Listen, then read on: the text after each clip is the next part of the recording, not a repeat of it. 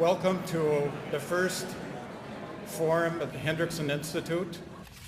The Hendrickson Institute has a threefold mission: to encourage and develop creative, ethical, and globally oriented leaders, to offer programs that integrate leadership models and ethical principles, to infuse leaders with an appreciation of morals, spirituality, and free enterprise. We know that we need leaders of courage, ethical leaders, who will do what must be done, what should be done, and how they act in this world is essential. So we acknowledge today Mary Lynn and Warren Staley because they live out their spirit and their dedication to help others. There's a proverb that says, where there is no vision, the people perish. I would say where there is no education, the people perish. This is a really interesting day for me, and as much as I appreciate the honor, I would have come to hear the editor of The Economist magazine today, just for that purpose. Mary Lynn and Warren are just two of the most kind, humble, and yet caring people that I know. Well, very honored. I was surprised. Brother Louis called me when I was in California. Then he told me about the Hendrickson Institute, and I thought, well, that's very, very much in sync with my philosophy in life. We believe so strongly in the value of ethics. He became editor-in-chief in 2006, and last year John authored the special 18-page report on the role of religion in this century's politics and how we should deal with it. I'm honored to introduce our keynote speaker, John Micklethwait. It's a great honor to be here. It's a great honor to meet Mary Lynn and Warren and Brother Louis and Lindsay, and to discover more about St. Mary's. Half the world's economic output last year was measured to come from what we used to describe as the emerging world. But however you measure it, emerging countries loom ever larger in the world economy. Their share of world exports has jumped to 43% from 20% in 1970. They consume over half the world's energy. They hold 70% of the world's foreign exchange reserves. The white line at this top shows the emerging markets. The black line at the bottom, the OECD countries. The first decade of the 21st century should see the world economy grow at an average of more than 3% a year. That will be the fastest growth in world income in history. Ask yourself what the chapter in future history books dealing with the period 2000 to 2020 is likely to be called. It will not, I think, be called the War on Terror, even assuming such a thing is possible. It's going to be called something like the re-emergence of Asia, or something similar. So if this revolution, which I've talked about, has been an overwhelmingly good thing for everybody, here, for instance, was the build-up of the credit in the mortgage market, and here, inevitably, was the burst bubble. I'm not predicting that America is going to have a sharp downturn, but I do think it will have a much longer one. No country, I think, symbolizes the gap between politics and business better at the moment. I'll give one anecdote on this, is that I went to go and see Blair before he left. He asked me casually as I left, what have you got on your cover? And so I described this picture of Putin, and his face blanched, and he went, crikey, rather you than me. At which point I reminded him that it was his job to protect me rather than the other way around. What would be the most important change you would make today with regard to the influence of the U.S. has in the world, and how would you go about making it? I think in some ways, actually, and this will surprise you, I would want to increase the U.S. influence, but I've always defended America. This is not an argument I just make in front of American audiences, as being, it is fundamentally a country that gets things right far more often than it gets them wrong. I don't know about your brain cells, but mine are really thinking about everything he said. If you're making a speech, you're trying to provoke rather than particularly, I mean, you educate. I mean, educate, I think, is something which the people at St. Mary's do rather than necessarily what speakers aspire to do, because they do that quite well enough. It's just an amazing repertoire that he has of not just knowing facts and statistics because he read them. He knows what's behind them because he's been there.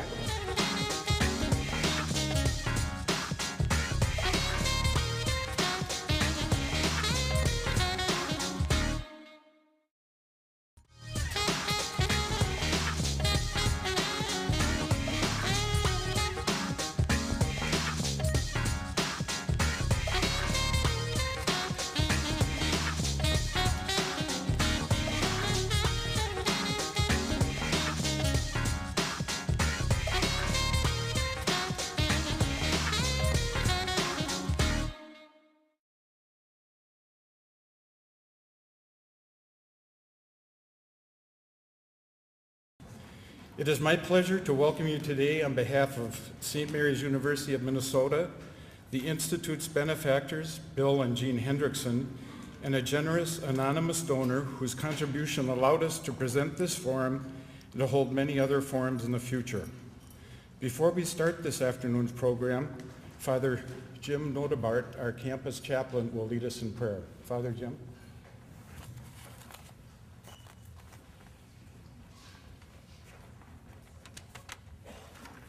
I tried to think of an economic prayer, but I couldn't come up with one. We'll let God take care of that part. We hear in Paul's letter to the Corinthians, there are many different kinds of spiritual gifts, but the same Spirit. There are different forms of service, but the same Lord. There are different workings, but the same God who produces all of them in everyone. God, you walked with us from the foundation of the world. Each step of our development in life's journey, you are there. But we know that the paths that we have taken are not the same. We acknowledge our unity in our diversity. We know that we don't need to look alike. We don't need to think alike. We don't even need to work in the same way. But we know that whatever we do, when we look deeply in our hearts, that it is you who guides us, you who nurtures us, you who challenges us to use our talents and our minds for the betterment of our world. In all this, we acknowledge you, sovereign of hearts and minds. Amen.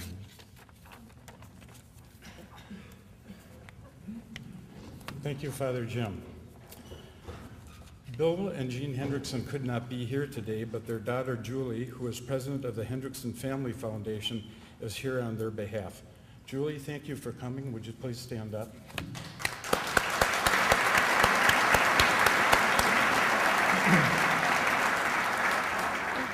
The Hendrickson Institute for Ethical Leadership is a product of a shared vision between St. Mary's University and the Hendricksons to awaken, nurture, and empower learners to ethical lives of service and leadership.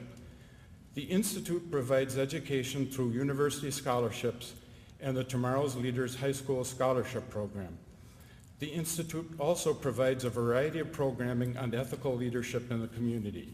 Through its partnerships, we have the Corporate Directors Academy, the Servant Leaders Training Academy, the Leadership Breakfast Series, and the Business Owners Roundtable.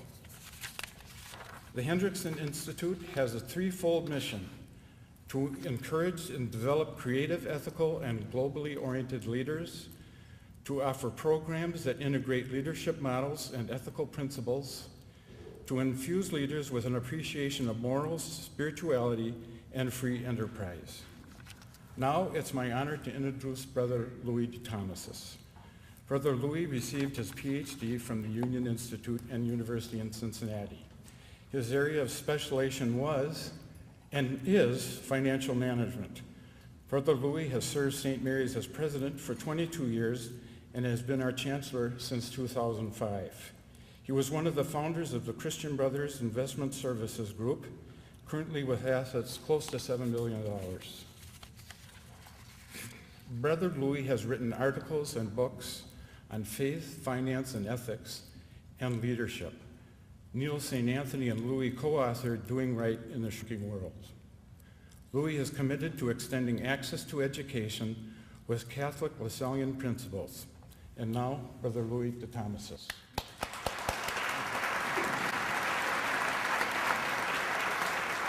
Thank you all, and welcome. You know, Father Nodebart, where's Father? I could have helped you if you asked me you needed an economic prayer. In fact, well, we have Brother Michael here, the current president of Christian Brothers Investment Services, with almost $7 billion worth of assets he's managing. And when I started that back in '82, I had an economic prayer, and it went something like this. Lord, this is all your money to be invested. It's all yours. We give it to you. Now don't go and lose it all and make a fool of yourself. We have been successful every year since then.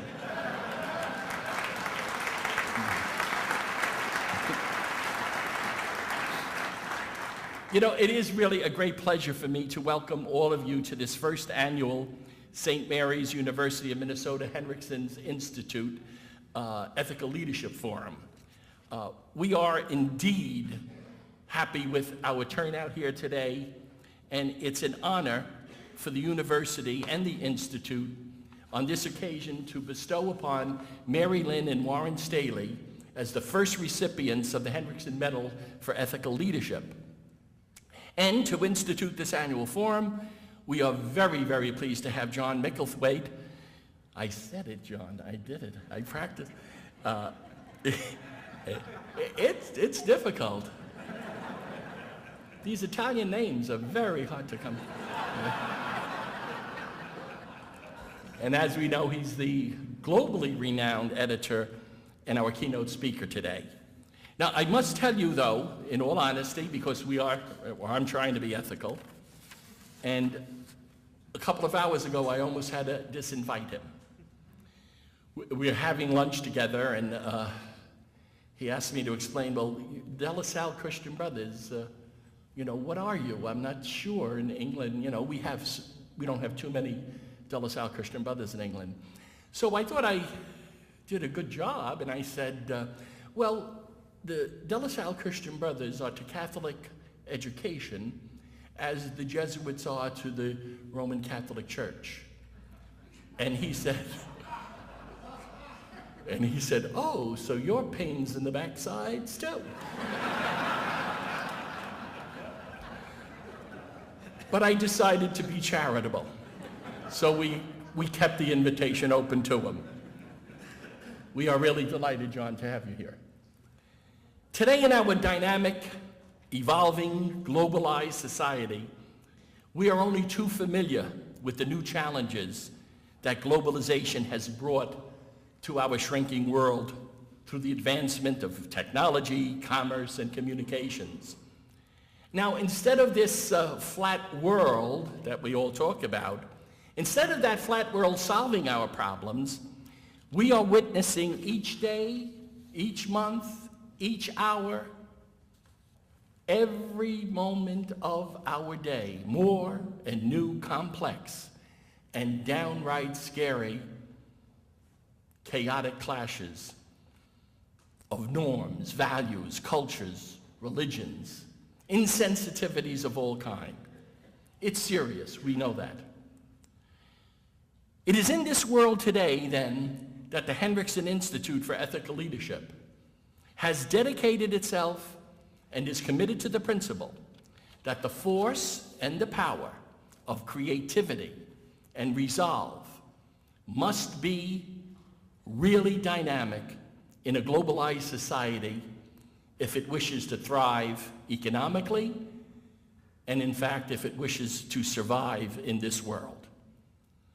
And we know that we need leaders of courage, ethical leaders, who will do what must be done, what should be done, and how they act in this world is essential. So we acknowledge today two such individuals, Mary Lynn and Warren Staley, because they live out their spirit and their dedication to help others.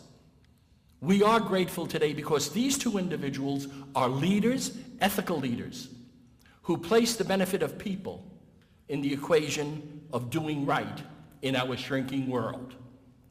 Mary Lynn and Warren Staley certainly give witness to the values and mission of St. Mary's University's Hendrickson Institute for Ethical Leadership. Warren and Mary Lynn have a long history of community involvement and a reputation for sound, ethical judgment and leadership. Warren retired as chairman of Cargill in September 2007, and after more than 38 years of outstanding service with the company, Warren now continues now as he works in the community after his retirement in service in leadership roles with several corporate and nonprofit organizations. He is on the board of U.S. Bancorp, chairman of the Minnesota Early Learning Foundation, member of the President's Export Council, and participant in the Business Council. He also recently completed 6 years involvement with boards of the Target Corporation and the Minnesota Private College Council. Mary Lynn, his partner in many ways, a truly great partner. For Mary Lynn began her career as an elementary school teacher, and she remains to this day fully engaged in the community by doing work for various nonprofit organizations. She's the gal around town, believe me. And she currently serves on the board of advisors of Opportunity International, one of the world's leading microfinance organizations, and the Twin Cities United Way. She and Warren also serve together on the board of governors of CARE TV's 11 Who Care. A full history of Mary Lynn and Warren's philanthropic endeavors could go on and on. But that is not why we honor them here today, these two ethical leaders. It is not a quantity thing. It is quality. It is the quality of their character and their selflessness. They are certainly two successful individuals in any quantitative sense. But the enormity of their care and concern for others is outstanding. That's what we are honoring them for. They live their lives humbly, but they share their lives with abundance. They share their goodness with others, and they do care about people. So today, St. Mary's University and the Hendrickson Institute for Ethical Leadership is proud to present to Mary Lynn and Warren Staley the first medals for ethical leadership for the sake of honor. Please come forward.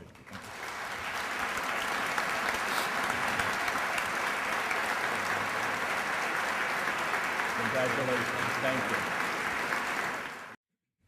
There's a proverb that says, where there is no vision, the people perish. I would say where there is no education, the people perish. However, vision is that which determines the content of education, and thereby determines the future of its people. It's truly an honor to be here today as St. Mary's University and the Hendrickson Institute underlines the values and that vision. The vision that holds the conviction that the future of its people can be led by ideals and a vision to a better place. And that this leadership not only happens at the top, but also happens in the ranks by the people who stand behind the ideals they will follow. This is leadership by affirmation. It's an honor today to be applauding the university for shining the light on a path of ethical leadership. a vision that holds promise for all of us, and an education too often neglected. Thank you so much.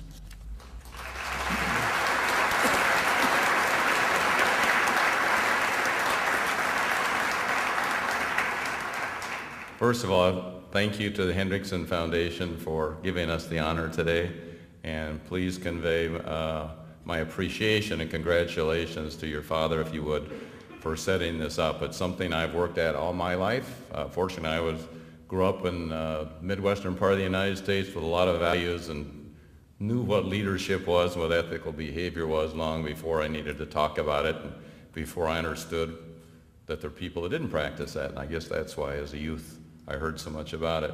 This is a really interesting day for me, and as much as I appreciate the honor, I would have come to hear the editor of the Economist magazine today, just for that purpose.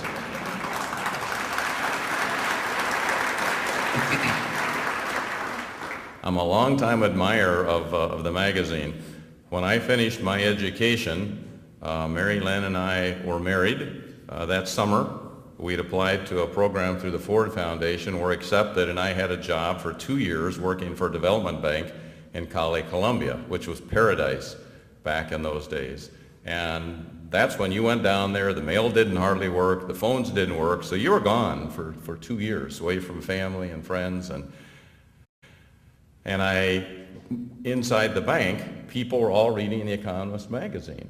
And two things, what a contrast. Time magazine was on the newsstands, or the Economist. Well, wasn't much of a choice. So, and I've read the Economist. Then when I worked for Cargill in South America and around the world, it is an outstanding publication. And so I look forward to your talk tonight. And also brings back good memories, because one of the fond experiences I had was being on the Minnesota Private College Council, which people outside of the presidents and the administration get together and talk about the good things and how we promote the good things and how we make the colleges better. And I didn't know what that would be like. And the first day I was there, and I met Brother Louis, sense of humor and a president, and knew something about finance. I thought, this is a pretty good situation I'm into. So there are lots of connections. Thank you to St. Mary's. Thank you to Hendrickson. Brother Louis, thank you for having a great hand in choosing us. We're very much honored today.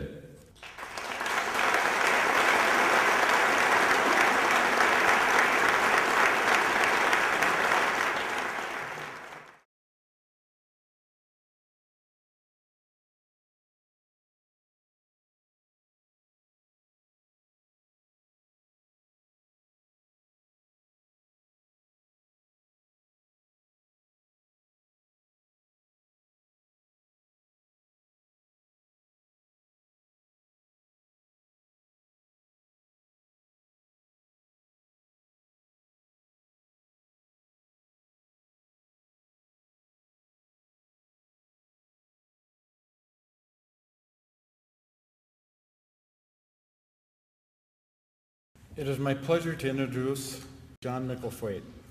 Today, John comes to us in Minneapolis straight from a week's trip to Beijing and Shanghai.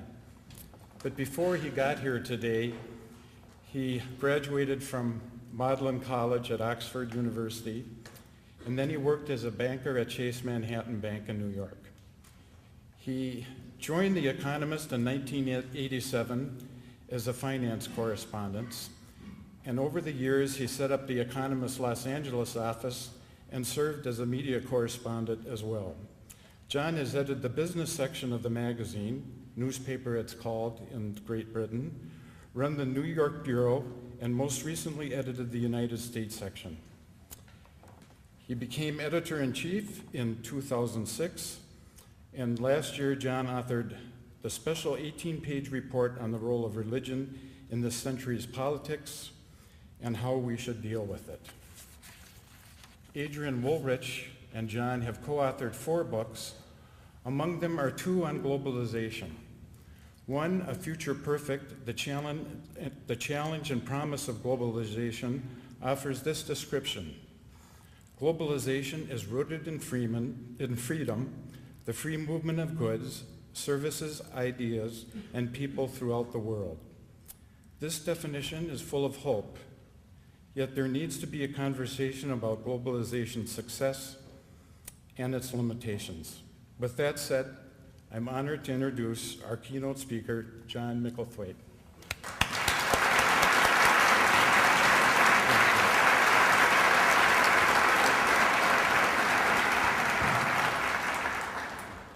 Thank you very much. It's always a bit worrying when people jump from the word limitation to me. It's a great honor to be here. It's a great honor to meet Marilyn and Warren and Brother Louis and Lindsay and to discover more about St. Mary's. My aim, as I think you've been told, is to have a conversation. I know that is a phrase many of us associate with the most vacuous politicians the world over. There was a moment Obama used it the other night when I began to think that maybe he was doomed. But in this case, it's an honest proposal. I'm going to talk for around 35 minutes, delivering what I might call a piece of paranoid provocation, centered on the global economy and geopolitics. But once I've finished, in a fit of arrogance, I'm happy to answer questions about anything, from Baal II to Basra to Berlusconi. So where do we begin? I would suggest by stepping back.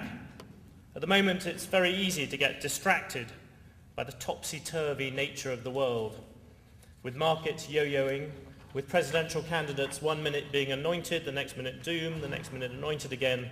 This is, I would suggest, a much easier time to be a day trader, a daily blogger, or should such a thing exist, a short-term politician, than it is to be a CEO, a university professor, the editor of a weekly magazine, or a long-term politician, again, if such a thing exists. Now, you could argue it was ever thus. If you think coverage of the presidential race or the credit crunch is a bit hysterical, consider the headlines from Le Moniteur, the French government newspaper, from the 9th to the 22nd of March 1815. This is the first headline. The cannibal has escaped from his hideout. The next day, the following day, I think it's but now jumped about the 14th. Gradually, as he gets closer, you'll begin to detect a change in the coverage.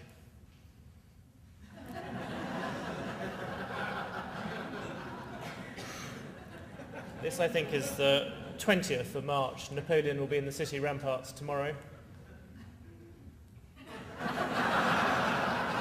21st.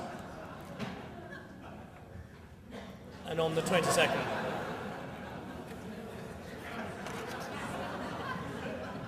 So politics has always been that way, especially as journalists are concerned. And so I would argue has been the markets. But I think we must try to step back. And that means, I think, trying to put things into context. What is the bigger picture behind the current turmoil? Well, I've been editor of The Economist now for roughly 2 years. And I'd like to argue that when we look back on those 2 years from the perspective of, say, 20 years' time, the most significant fact will not be the gyrations in the market. It won't be the Lebanon war.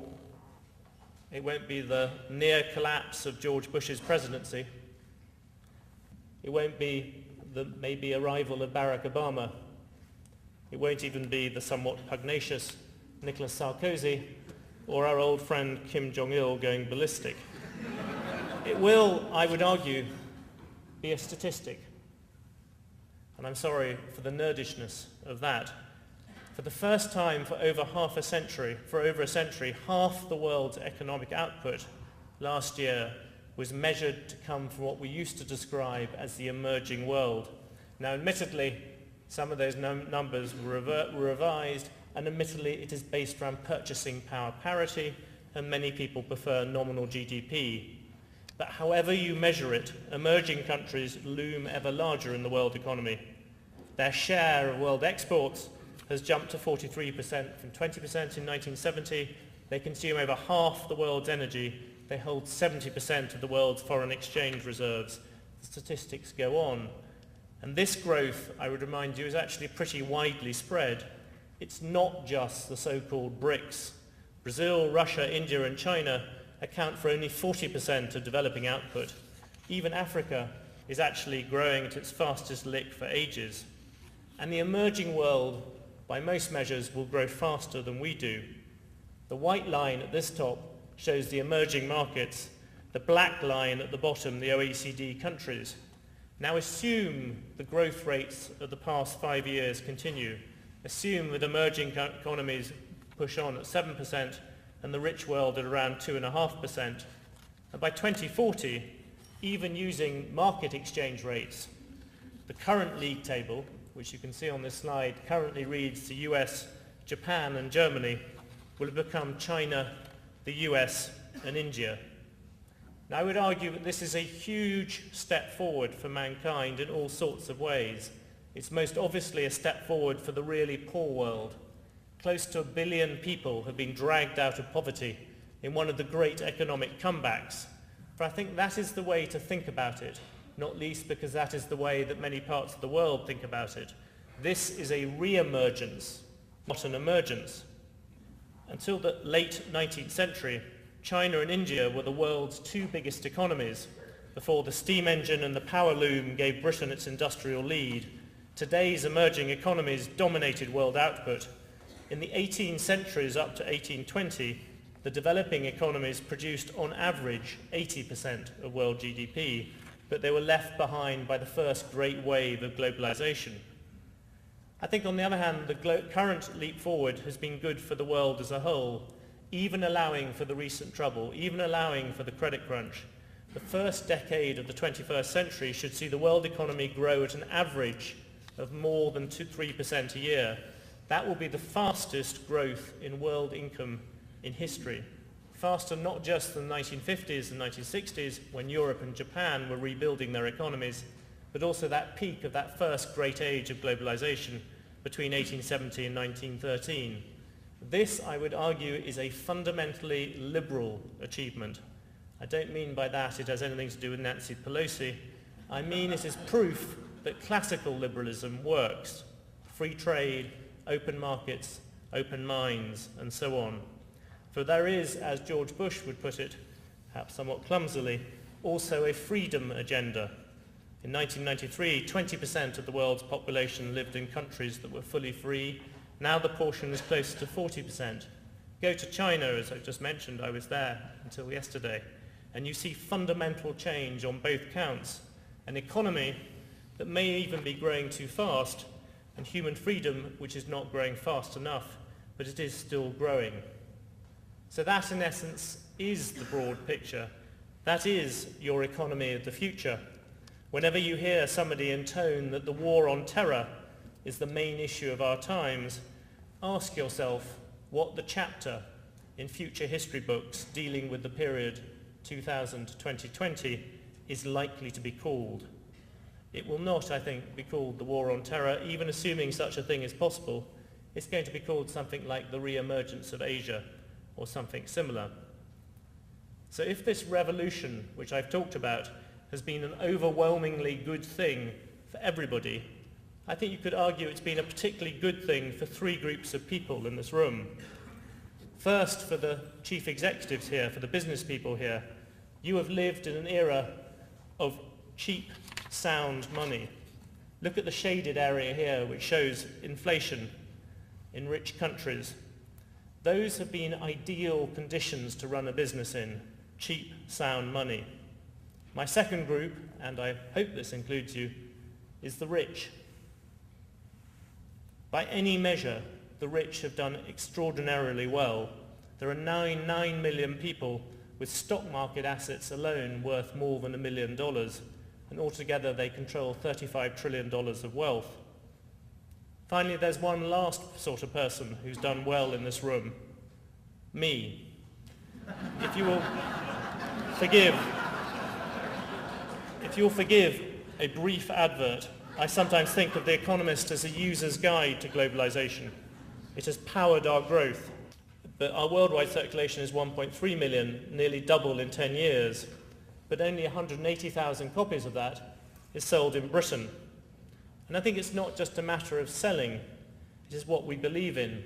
Our message has not really changed since 1843. We've been singing the same classical liberal song of open markets, and open minds. We were set up to oppose the Corn Laws, but we also campaigned against slavery and the death penalty and carried that on more recently to Guantanamo. So I think we can all agree that most of us in this room have done very well over the past decade, or indeed the last 25 years. We have, in essence, a stake in this. Should we feel happy? Should we feel even somewhat smug about what has been achieved? I think the answer is a resounding no. I think we should feel worried. I think this great new chapter of history is causing real problems. Indeed, there is a danger of a perfect storm whipped up against it, a storm that will swirl around the next president next year. That is partly to do with things that are inevitable, that are, if you like, the flip side of this revolution I just described. But I think it is also to do with a profound crisis of leadership around the world. Begin with the economy, and then I'll come back to politics. On the economy, you simply cannot have an economic revolution like the introduction of 1 billion new workers and consumers without some economic distortions emerging. These workers and the surge in global liquidity explain plenty of oddities around the world economy, oddities that pop up in Minneapolis and St. Paul as well as in Mumbai and Beijing. China and India have helped keep Western inflation and interest rates down, but in the process they helped do two less useful things. They allowed massive asset price bubbles to froth up, and they created big imbalances. If you want an easy example of an economic distortion, I would argue look at food. When we put this on our cover last year, I expected it to be like house prices or tech shares. It would take time for us to be proved right. In the meantime, our readers would miss out on a lot. Now, however, there are riots in 20 countries. That is partly to do with government policy. No industry has been worse governed than agriculture. Here you have the cruel, I would argue, ungreen madness of ethanol subsidies. But in Argentina, they actually tax beef exports, probably the most absurd tariff in the world, and that takes some beating, particularly in agriculture. On the other hand, there is also plainly a demand shock caused by that 1 billion workers I talked about before, demanding different sorts of food. The Chinese consumer who ate 20 kilograms of meat a year in 1985 will scoff some 50 kilograms of the stuff this year. That in turn pushes up the price of grain because it takes 8 kilograms of grain to produce 1 of beef. But the main asset prices and the main asset bubbles and imbalances have been in the financial markets. All that cheap capital, that excess saving outside the US, as Ben Bernanke used to harp on about, that helped the US build up a massive current account deficit. Now, that has always presented a really simple problem. Either Americans had to save more, or the rest of the world had to spend more. Oddly, one thing that has helped is the dollar. I say oddly because for several years, the darkest scenarios for the world economy all involved a dollar crash. The script was simple. At some point, foreign investors would refuse to pile up ever more dollar assets. If they did so in a hurry, the greenback would plunge. That would prevent the Fed from cutting interest rates, deepening the economic pain. In fact, the dollar has floated down, not crashed. A year ago, we had a cover called America Drops, Asia Shops. That sort of seems to be happening. I'm still worried about Japan, where reform seems to have stalled, but China is holding up incredibly well. It seems to be at least moderately decoupled. At the moment, you would look at what some people, in fact probably people outside America, call a little R recession, meaning America has a recession or something close to it, and the rest of the world escapes. America's growth may be close to zero this year, but those transition economies I talked about should bound along at well above 6%, and the world economy might reach as much as 3%. Weaker domestic demand would shrink America's gaping external deficit, which has already come down from 6% to below 5%. The problem in all this is those bubbles, again I would argue partly caused by that surge of global liquidity. We could spend the rest of this afternoon talking about the credit crunch. I would argue for the most part this just looks like a particularly violent version of the traditional finance industry cycle. Banks overlend, there is a crisis, people retrench, the Fed gives people time to repair their balance sheets. Here, for instance, was the build-up of the credit in the mortgage market. And here, inevitably, was the burst bubble. But I keep on finding reasons this time why I think it will take longer. I'm not predicting that America is going to have a sharp downturn, but I do think it will have a much longer one. Here, I think, are three complicating factors. The most obvious one is that the bad stuff has not been fully accounted for. I think banks have written off around $200 billion, probably just over half the total of their bad debts. There's possible losses as much as $1 trillion for the economy as a whole. And because nobody knows where the bad stuff is, it's hard to make markets in what remains. Meanwhile, banks are still very leveraged. The last time I looked, Merrill Lynch, for instance, had $1 trillion of assets and a mere $30 billion of equity. The second delaying factor is the importance of the financial industry, especially here. In the early 1980s, its share of American corporate profits was around 10%. It reached 40% at its peak last year.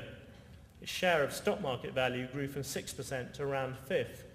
Pretty amazing when you note that financial services account for only 15% of America's gross value added and a mere 5% of private sector jobs. My third reason for a sluggish recovery is I think intervention may end up having slowed down the brutality of the process. All those sovereign wealth funds buying shares in banks and keeping them afloat, and the Fed intervening, could end up having prolonged it a bit. Generally, when an industry gets into trouble, you see rationalization. This time it was bailed out. Again, I think people are focusing on the wrong thing.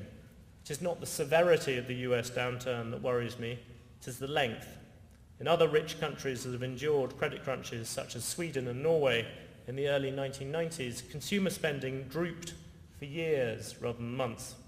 Thus, America's 2008 recession, if indeed it has one, may be mild, but I would still maintain the 2009 recovery will be feeble, and that immediately ties into politics.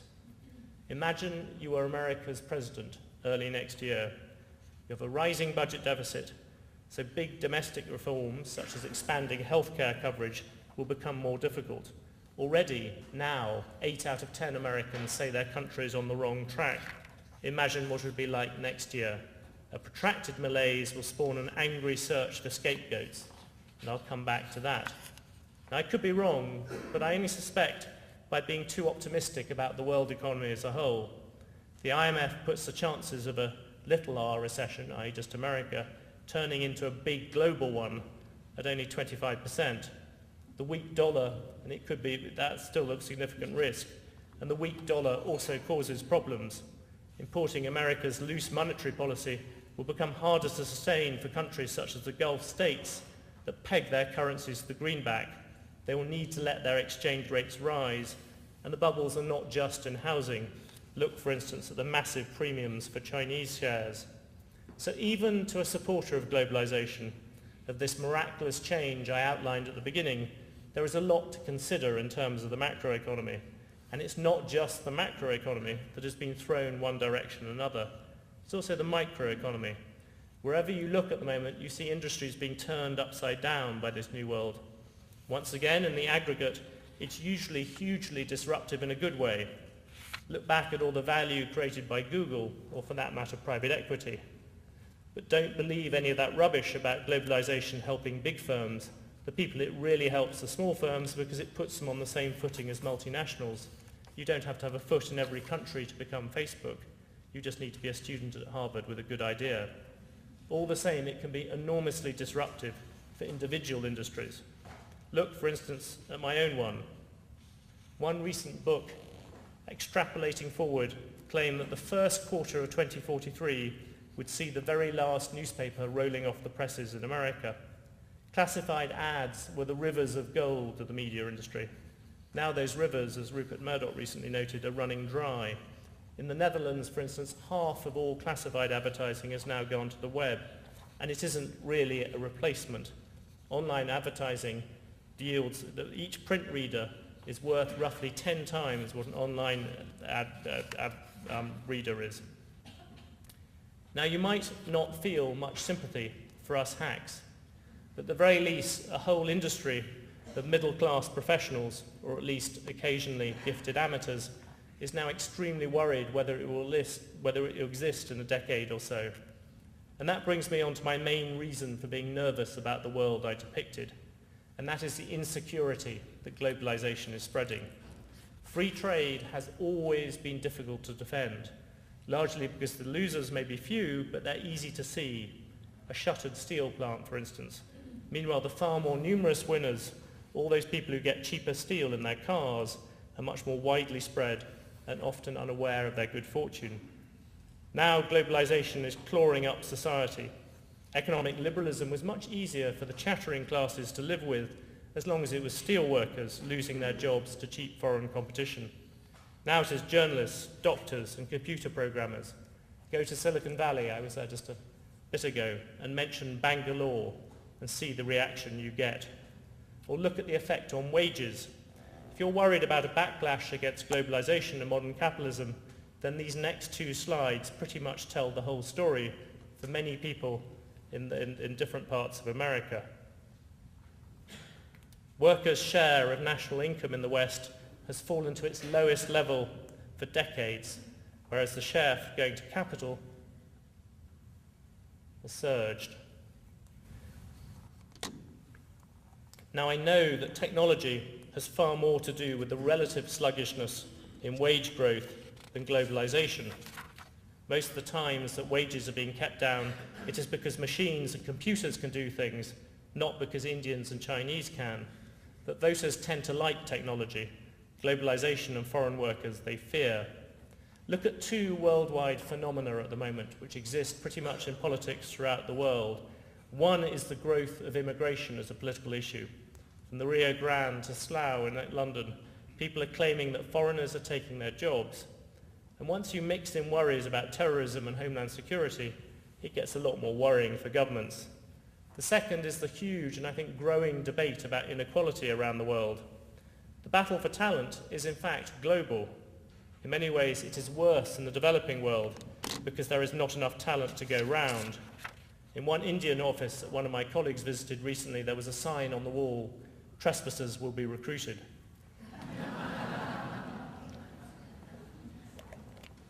And this struggle for talent and the wages you have to pay are upsetting politics. In Japan, there is a huge debate about the fact that a CEO is now paid 40 times that of the average worker. In America, the last time I checked, it's 411 times. And what about America? This country used to be seen as a place with an infinite tolerance of both inequality and enthusiasm for capitalism. But listen to, say, Barack Obama and Hillary at the moment.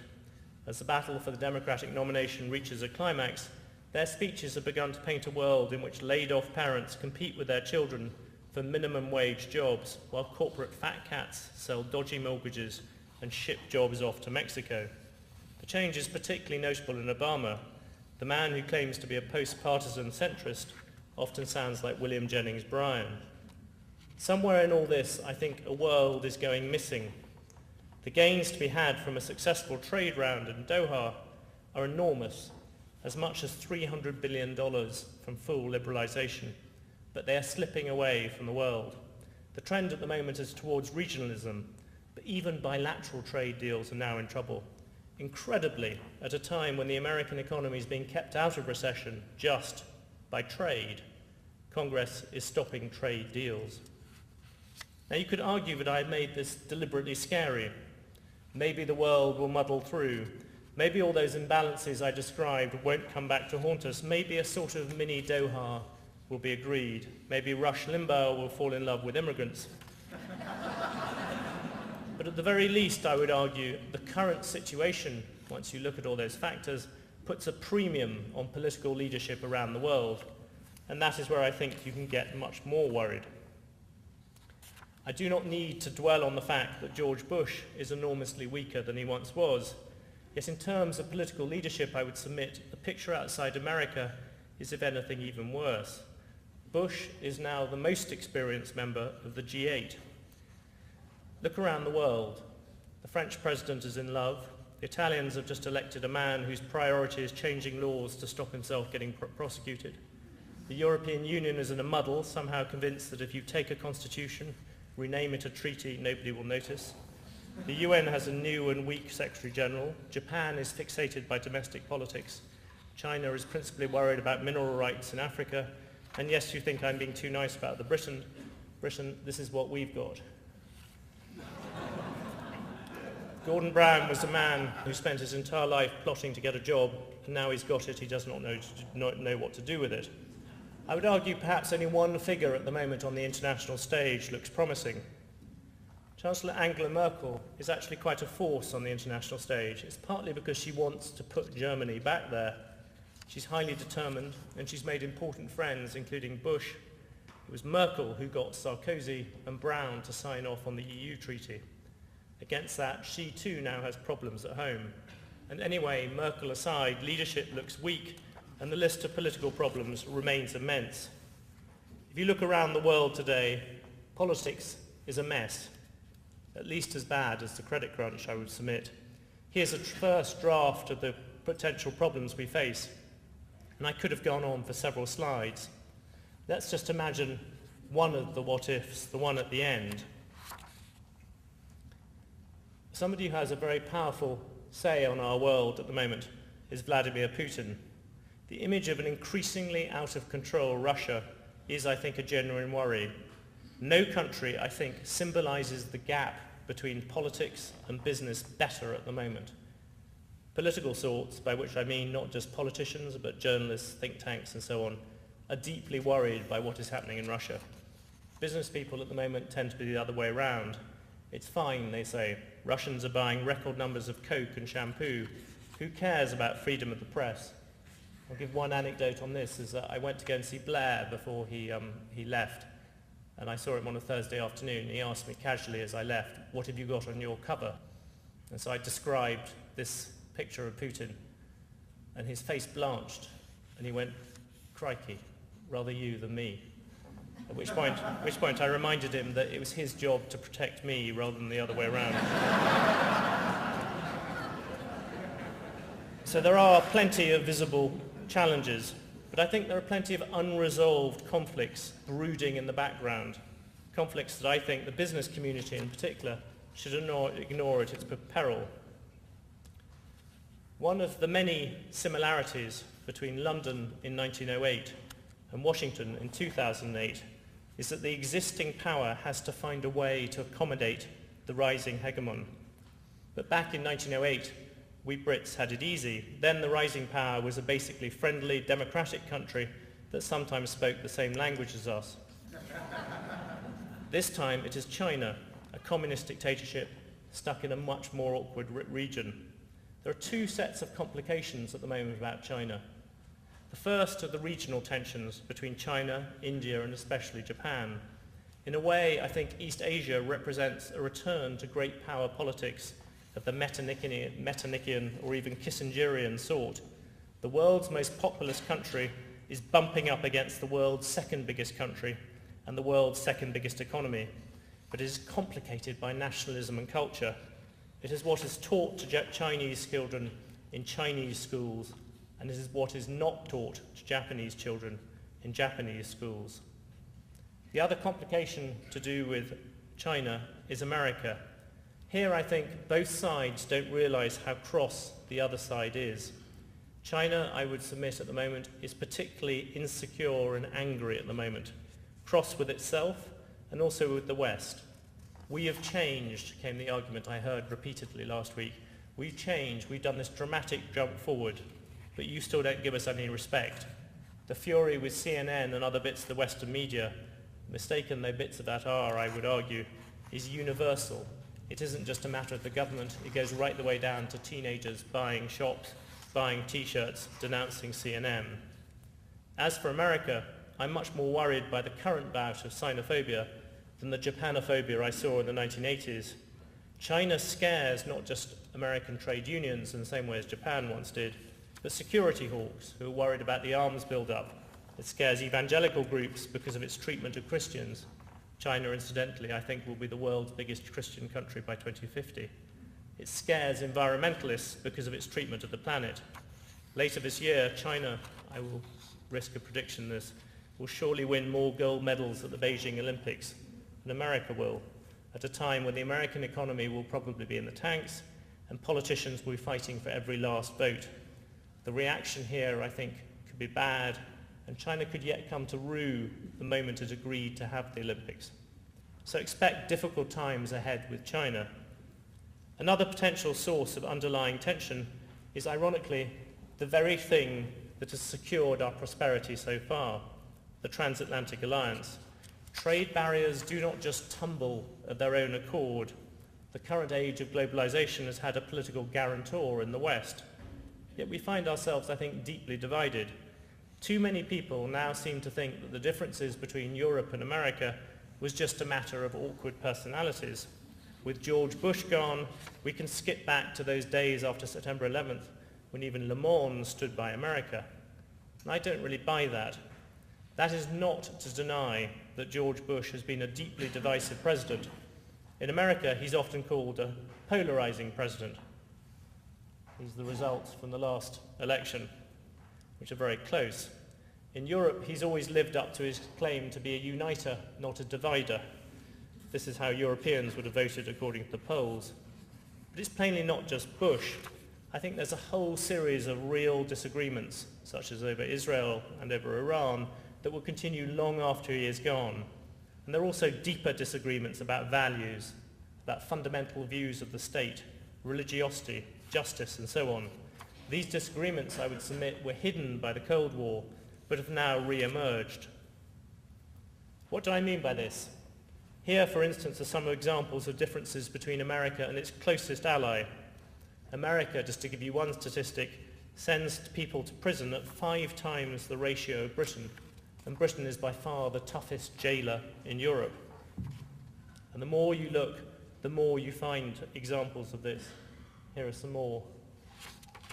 It was interesting to European eyes, at least, how American politicians reacted to the Virginia Tech shootings, whilst the rest of the world focused on gun control. The only time most of the politicians in Washington or Bush or any of the people trying to get his job mentioned gun control was to say that it was irrelevant to the issue. In many cases, we're talking about a huge gulf in values. And remember, this is Britain, the most American country in Europe. The differences get wider once you include other Western countries. Here, for instance, is patriotism. Here is religion. I showed this once in Texas, and somebody shouted, "The French, they're goddamn heathens."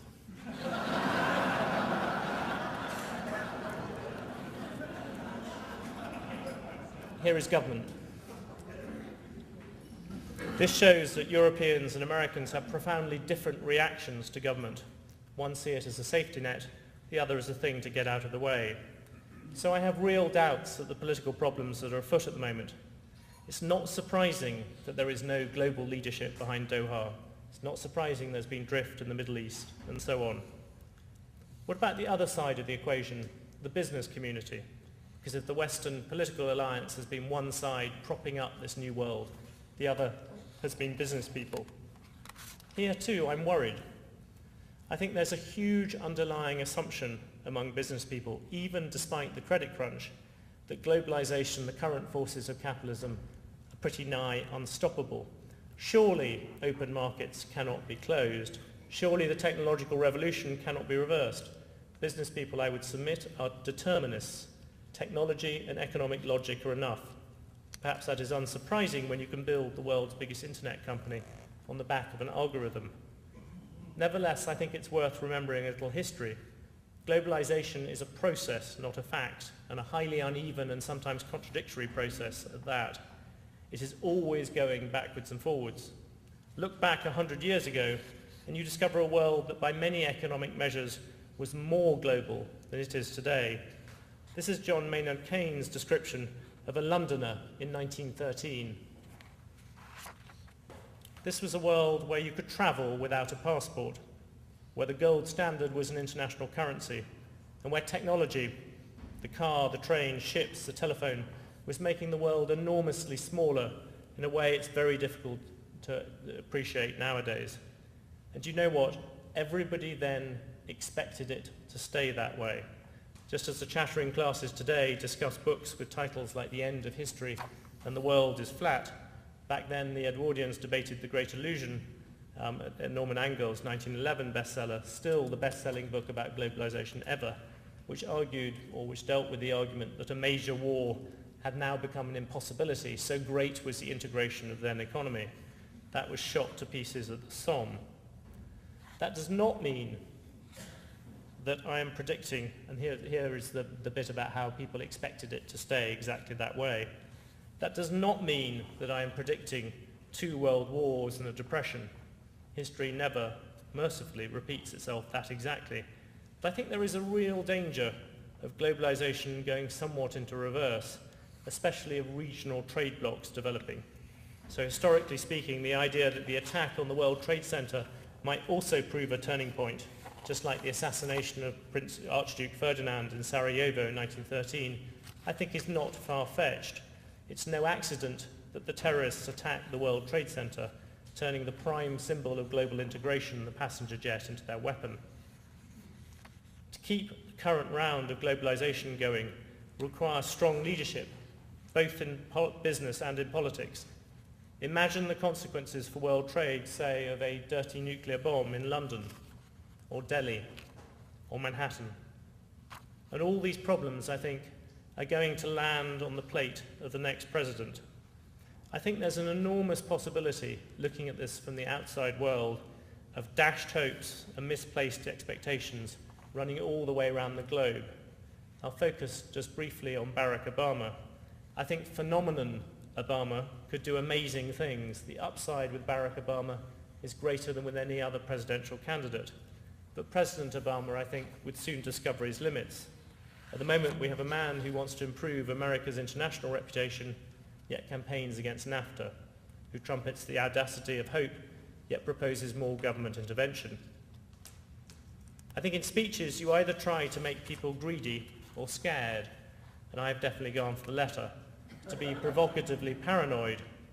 You may think I've exaggerated, but think of all the things I barely mentioned, from CDOs and monolines and Baal rules to the Burmese junta, Afghanistan, Syria, and Europe's energy crisis.